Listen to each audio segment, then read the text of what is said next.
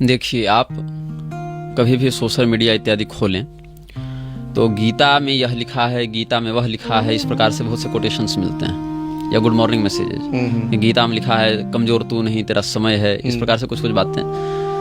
तो वस्तुतः हिंदुओं में एक कमजोरी यह है कि उन्हें स्वयं नहीं पता होता कि क्या लिखा है, और जो बातें लिखी हैं अगर उन पर चर्चा की जाए तो ठीक है, जो न लिखी हैं उनको गलत संदर्भ के साथ प्रस्तुत किया जाए तो ये दंडनीय है धर्म के दृष्टिकोण से।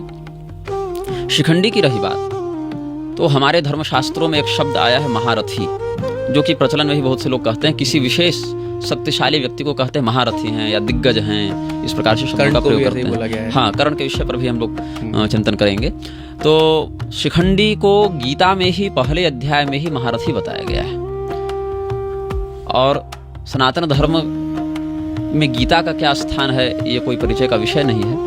तो शिखंडी च महारथ, इस प्रकार से शब्द गीता के पहले अध्याय में प्राप्त होता है। महारथी कौन होते हैं? ऐसे योद्धा, सामान्यतया ये योद्धा रथ पर बैठकर लड़ते हैं, लेकिन रथ के अलावा भी इनमें बहुत से युद्ध कौशल की बातें होती हैं। जैसे कोई रथी है, उसका रथ टूट गया, सामने शत्रु ने उसके रथ को तोड़ दिया, तो इसका अर्थ थोड़ी ही वह पराजित हो गया। वह अन्य विकल्पों से, जैसे भाले से, गदा से या खड्ग और ढाल का प्रयोग करके वह अपना युद्ध लड़ सकता है, या पट्टिश का प्रयोग करके, जैसे पट्टिश को समझ लीजिए आप, लंबा फरसा इत्यादि अस्त्रों का प्रयोग करके वह लड़ सकता है। तो रथी अगर 10,000 हो तो उसका जो नायक होगा उसको कहते हैं महारथी। जिसके पीछे 10,000 रथियों की सेना चले, जो कमांडर हो, जो उनका सेना नायक हो, उसको महारथी कहते हैं। अच्छा। तो शिखंडी महारथी की श्रेणी में आते हैं, पांडवों की ओर से लड़े हैं।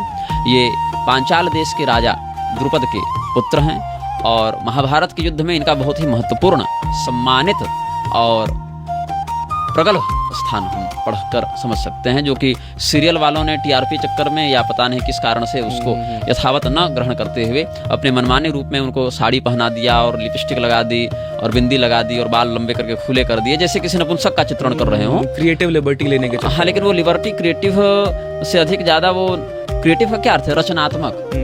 आपने रचना तो की नहीं ना, आपने विध्वंस कर दिया उस पात्र का। पात्र में आप क्रिएटिविटी अगर दिखा रहे हैं तो उसके कैरेक्टर को, उसके पात्र को, उसके मौलिक स्वरूप को बढ़ाते हुए दिखावें, जो उसकी वास्तविकता के विरुद्ध ना चली जाए।